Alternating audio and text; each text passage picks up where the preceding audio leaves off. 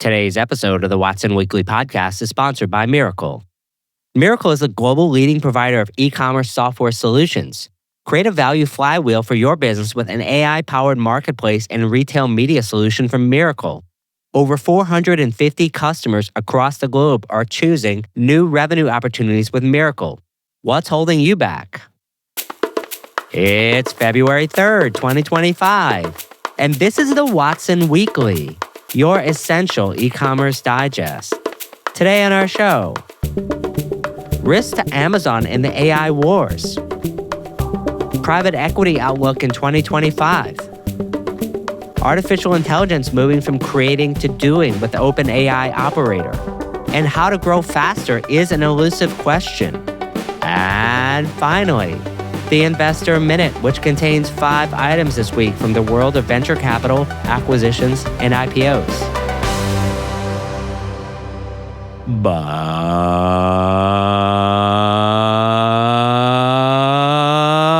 But first, in our shopping cart full of news, risk to Amazon in the AI wars. The primary risk to Amazon is actually losing the consumer battle for first search. Amazon and to some extent Google are currently shitting the bed with fear, and it's not just because of AI. It's because of Amazon's long-tenured position as the first search for e-commerce items, a position which has been eroded for the first time ever, at least slightly, in the last couple of years by TikTok and other sites which provide social shopping inspiration. Simply, what happens if Amazon is not the first search? First of all, ad revenue declines. There is another reason Amazon is trying to acquire live sports rights, movie studios, and other unique defensible surfaces to place ads. There are revenue streams not dependent on e-commerce that can defend its Prime franchise. Amazon Prime Video is a key pillar of Prime in every major Amazon market that has achieved scale. And ads pays the bills. 2, but what about delivery? Sure, if Amazon is not the front end of e-commerce in some kind of strange future, it was never really great at that anyway, except for its catalog plus reviews. Couldn't that mean Amazon ends up being the delivery person for everything? And so what? Amazon becomes a low-margin delivery company without a high-margin ads business to support it? This sounds like the post office for the world, which is maybe not a bad gig, but it's also not throwing off a ton of free cash either. Keep in mind, why has social shopping worked? It replaces reliance on Amazon reviews. AI does the same thing faster and better. People still today overlook or underestimate the value of reviews to Amazon, an idea over 25 years old. What does this mean for brands? More than ever, a great brand with a fantastic product will be found. AI will be the first place consumers go to analyze consumer sentiment and compare products, which means product positioning and marketing to niche sets of problems will be more important than ever. AI will not replace word of mouth, it will augment it. If your product doesn't actually work, people will not speak well about it. And so what do you think AI will be trained on? Furthermore, word of mouth marketing is still the cheapest form of marketing there is. And if people aren't getting their inspiration from Amazon, but instead AI, then Houston, Amazon has a serious problem on its hands. And it's much deeper than Anthropic or OpenAI keeping up with DeepSeek. The problem is potential future crumbling pillars of Prime itself.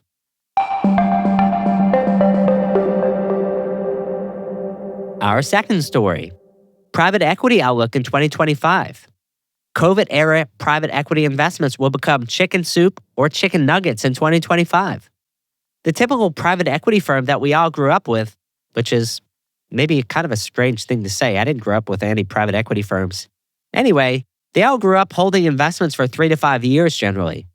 Incidentally, 2020 was the oh shit year for private equity and e-commerce. Many woke up, including new funds being raised, and started investing in 2021. Fast forward another 4 years, and here we sit in 2025. Private equity holders are staring directly at the end of their runway. Growth has happened, but maybe not enough. And profits, on the other hand, have often failed to materialize, particularly with direct-to-consumer. Even through multiple regimes, programs, the latest technology, and a lot of, this is a sure thing, it's definitely going to work. The two options forward for these kinds of businesses are really chicken soup or chicken nuggets? On the chicken soup side, there's a good, strategically aligned owner and outcome for the business. And most importantly, there is a story to tell to the next buyer. This will happen to maybe 10% or less of situations. The other choice is chicken nuggets. And ultimately, like a chicken nugget, it used to be a chicken maybe sometime, but it's also not a chicken anymore. The company will either be liquidated or become completely unrecognizable to its former self. And I think 90% of companies will end up here. If you're one of these owners at this stage and haven't already got the company acquired, the options are few. First, the idea is to get patient and reinvent. Find the pockets of growth, lean into them, and shed absolutely everything else, no matter how painful. This is not for everyone because there is an opportunity cost for your time and capital. The key question you need to answer is, what part of this brand still has a reason to exist? Second, find an interesting buyer who needs an opportunity. This is a tougher road. The number of, quote, brand opportunities out there are plentiful, and most of them are not worth a damn. The key question you need to answer is, who has the means, motive, and opportunity for an e-commerce growth story in their portfolio? Identifying a buyer starts with convincing yourself there is a credible story to tell that buyer and a willing management team to take it on. The reason this is unlikely is a number of firms like this are very few and they're constantly being pitched. Like venture capitalists themselves, they can afford to be patient and picky. Your story must stand out. 3, there is the option for some kind of liquidation or bankruptcy scenario. The exit is here and the party is over. Closing time, you don't have to go home, but you can't stay here.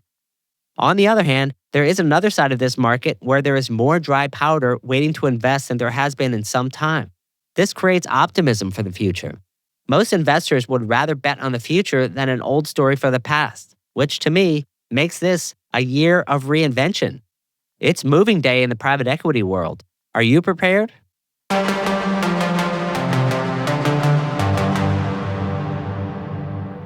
Our third story, artificial intelligence moving from creating to doing with OpenAI Operator.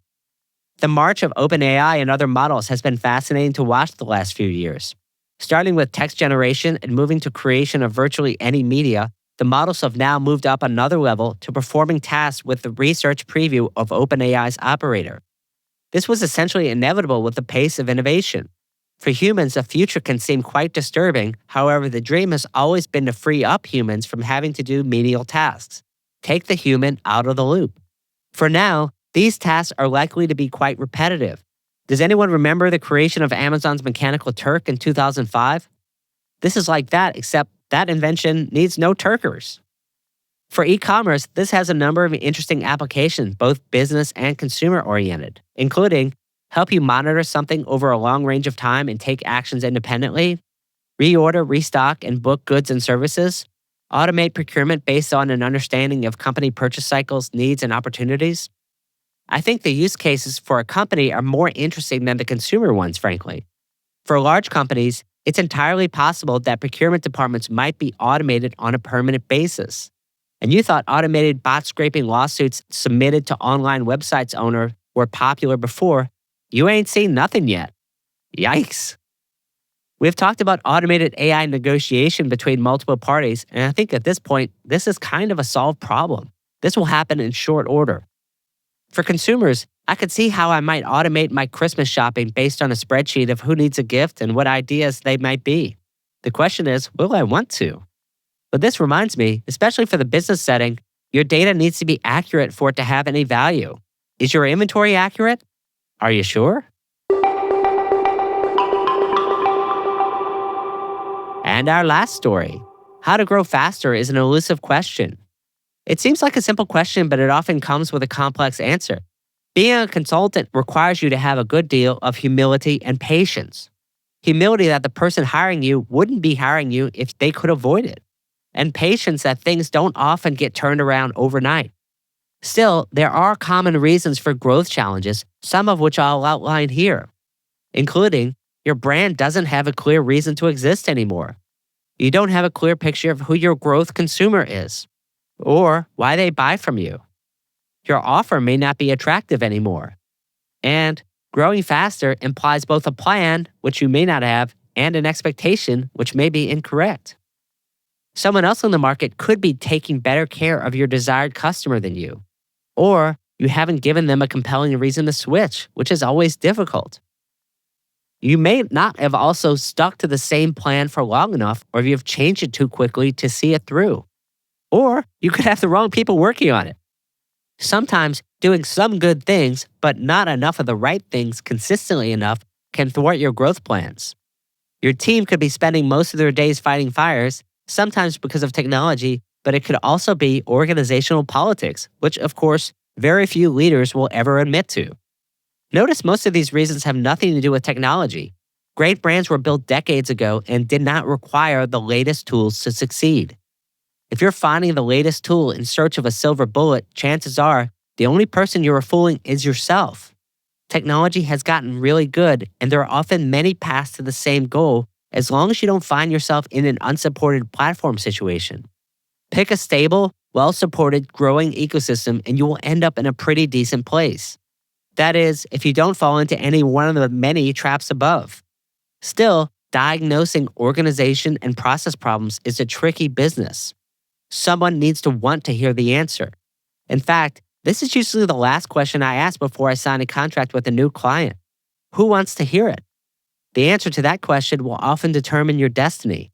Being willing to try new things that are outside your comfort zone is the key to all of us for learning and getting better over time, especially when the answer isn't what you want to hear. It's very easy to buy yet another platform or application, though, but it's much harder to change people or process. It's that time, friends, for our Investor Minute. We have 5 items on the menu today.